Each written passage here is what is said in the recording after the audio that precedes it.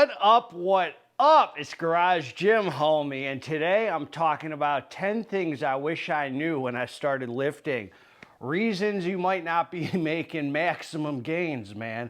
Is it worth it? Before we get into this here, please click the subscribe button. I got content coming out all the dang time for you, man. So click subscribe. And let's get into number one. I made a decision when I went to the public gyms, putting my phone away. I used to go to the public gym. This was a while after I started training, years into my training, and I've been training almost 10 years now. So maybe 4 or 5 years in before I decided that I was gonna go to Best Buy, and I bought this little piece of junk, man, MP3 player, and I loaded it up. This just nothing special, loaded that boy up, and I decided I'm gonna go to the gym, I'm gonna put my phone in the locker. Man, did it make a difference in my training, man. I highly recommend spending 30, 40 bucks, they're probably so dang cheap now, on a little music player, putting your phone away, and the intensity of my training went up. I was very focused. I had no distractions, except maybe if I was training with somebody at the gym or whatever, was the only talking or, you know, nonsense. But other than that, man, I noticed that my physique changed, man. I attribute it to putting my phone away and keeping the intensity of my training up.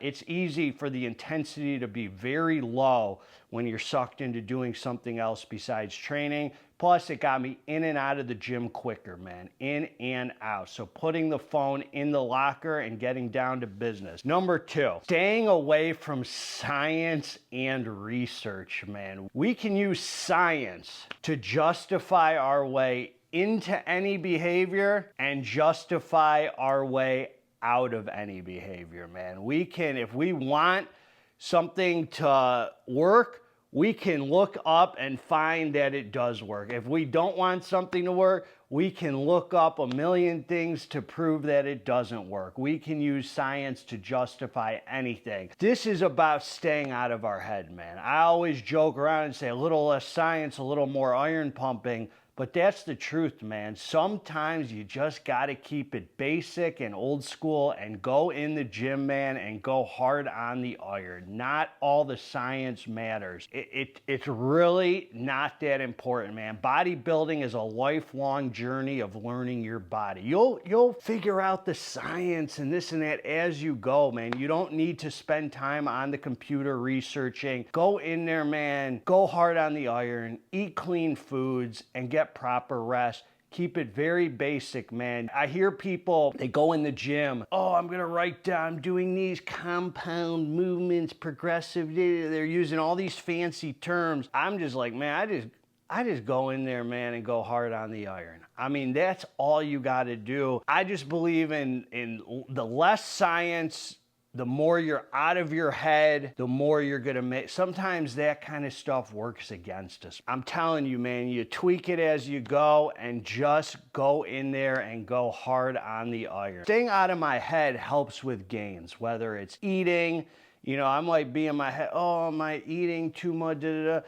Your body's gonna put that to good use, man, if you're exhausting it. You're taking rest weeks, staying out of your head about, oh, I might lose muscle, all this nonsense, you know, all that craziness. Supplementation, too much supplement. I like to keep it basic, man, so less science. Number three, not being in the gym for hours, man. This comes back to what I was saying about the MP3 player. You know, I watched did a seminar after I already figured this out. It confirmed everything I knew. Dorian Yates, and he was like, man, when I trained for Mr. Olympia, my workouts were like 45 minutes, 4 days a week. The first thing I'll say about that is we never really know what these people are doing, man, if they're telling the truth. I mean, we don't know these people, man. Maybe you do. I don't. So I take everything with a grain of salt, you know, what people say. Well, let's just assume it's the truth. I have no reason to think the man is lying. That's how I train, man. I mean, an hour of just grueling iron pumping, breaking down the muscle. It's not all about the heaviest weight. It's about keeping the intensity of the training and really just torching down the muscle, man. So not spending hours in the gym, man. I mean, a good training session for me is like an hour to an hour and 10 minutes tops. I mean, you see my lives on High Stim Saturday. Me and my brother go go at it for an hour, man. So not spending hours in the gym. A lot of people think you got to spend 3-4 dang hours in the gym to make gains. If you're not exhausted, man, after an hour, hour and a half, you're monkeying around in there, homie. This ain't CrossFit, man. This is bodybuilding. It ain't body construction, as my sponsor says. So we're not trying to do too much, you know. Just break down that muscle, and then it's more about the recovery. The next thing, man, I saw my physique really start to change in a lot of positive ways. And this might just be my physique changed over time, remembering the things that I changed that seemed to make a significant impact. Years into my training, I decided that I was gonna split up my weights and my cardio. And I found that it was extremely beneficial, man. Splitting up, if you're situated enough to do this, see, not everybody can. In that case, you know, you always do the weights first, followed up by the cardio.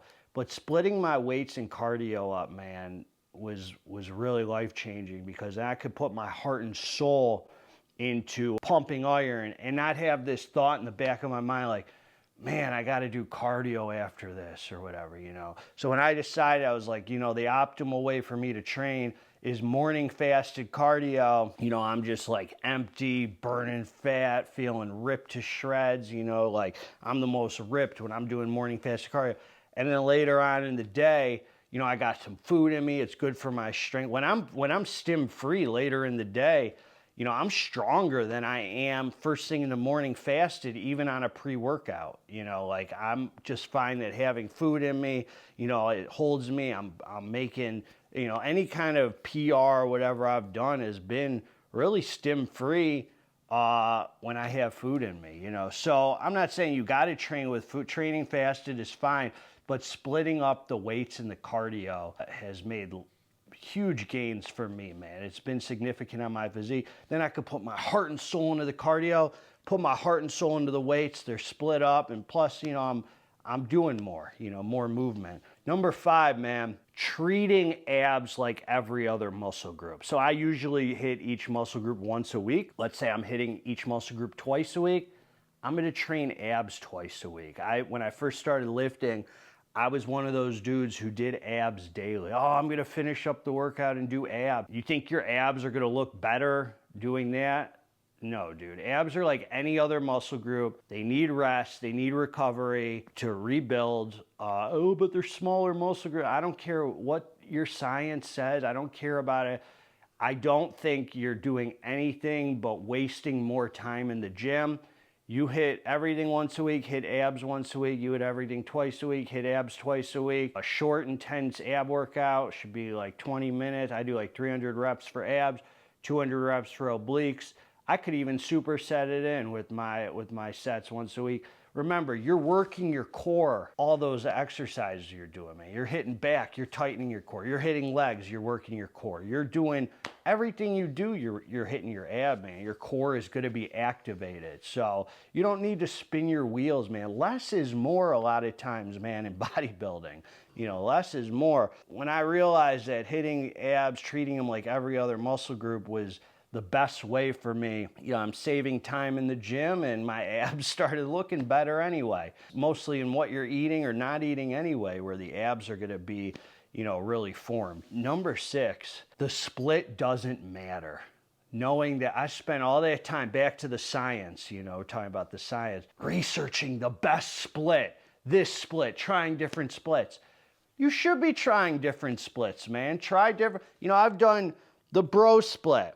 I've done a split where I did chest and back, shoulders and arms together, legs. Then I did like calves and abs together. It was like a 4-day split, and then I took one rest day and then started again.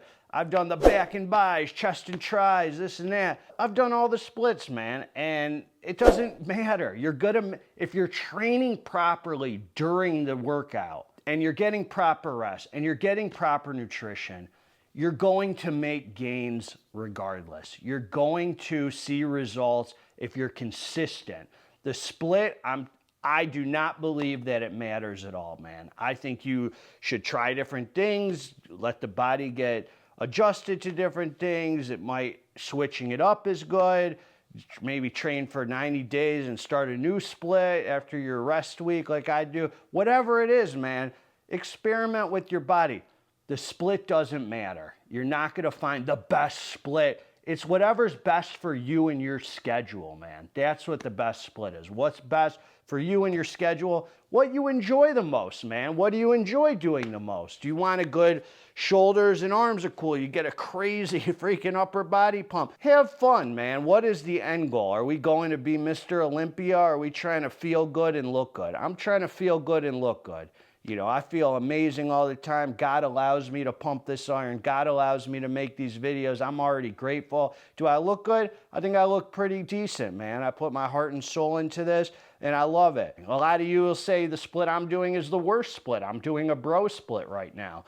I still feel like I'm looking good. So God bless you, man. So the split really doesn't matter. Number 7, cardio is not for burning fat. Our eating and lack of eating, that's always our reliance to burn fat. Cardio does minimal with burning fat. I mean, it definitely helps, but think about how much easier it is to eat 300 calories less in a day than it is to bust your butt to do cardio to burn 300 calories. It's much easier just to not eat to burn fat or be in a deficit, let's just say. Always rely on the eating for your fat burning. Always. Our 2 most important muscles are our heart and our lungs. So we have to exercise them. So cardio is very important. It's also good for your head, man. Cardio is good for my head. It feels good. I like getting high.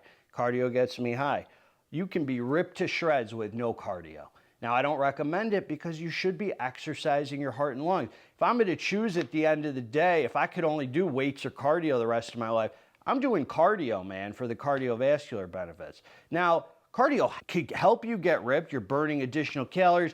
You're getting out excess water retention. You're sweating. I mean, it definitely helps, but it's purpose. My burning fat, all I know is eating, man.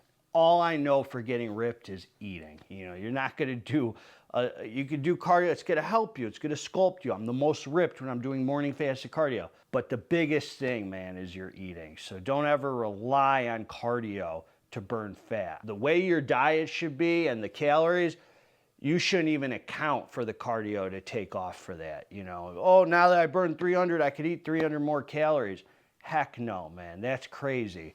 Number 8, you do not lose muscle from taking rest weeks. If you lose muscle from rest weeks, you never had it, homie. I had throughout my journey, even since I've been on YouTube, I've had COVID. I didn't train for weeks, almost a month, man. I was freaking, that thing hit me like a truck.